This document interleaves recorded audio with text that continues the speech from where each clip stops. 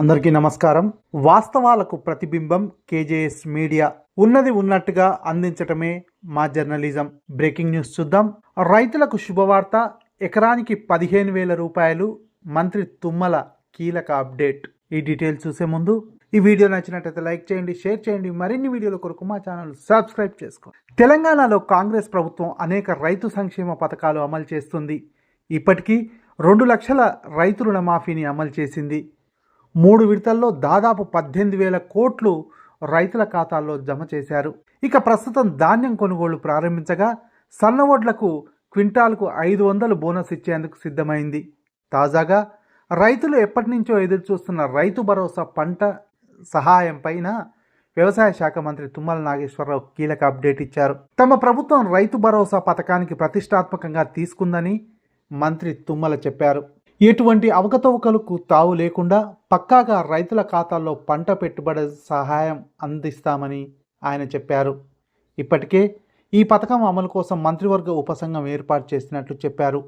ఉపసంఘం నివేదిక రాగానే వీలైనంత త్వరలో రైతుల ఖాతాల్లో పెట్టుబడి సాయం డబ్బులు జమ చేస్తామన్నారు.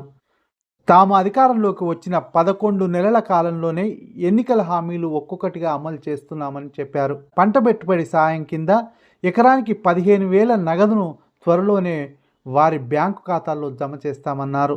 నవంబర్ 14 నుంచి డిసెంబర్ 9 వరకు తెలంగాణలో ప్రజా విజయోత్సవ కార్యక్రమాలు చేపడుతున్నట్లు మంత్రి తుమ్మల వెల్లడించారు. తమ పాలనకు ఏడాది పూర్తి అవుతున్న సందర్భంగా ఈ కార్యక్రమం నిర్వహిస్తున్నామన్నారు. ఈ కార్యక్రమంలోనే రైతులకు రైతు భరోసా, పంట పెట్టుబడి సాయం అందించనున్నట్లు చెప్పారు. మంత్రి తుమ్మల ప్రకటనతో అన్నదాతల్లో ఆనందం వెల్లివిరుస్తుంది. కాగా గత ప్రభుత్వం రైతు బంధు పేరుతో పంట పెట్టుబడి సాయం అందించింది. ఎకరాకు 10,000 చొప్పున రైతుల ఖాతాల్లో డబ్బులు జమ చేశారు. ఖరీఫ్, రబీ సీజన్ల వారీగా 2 విడతల్లో 5,000 చొప్పున మొత్తం ఎకరానికి 10,000 రైతుల ఖాతాల్లో జమ చేశారు.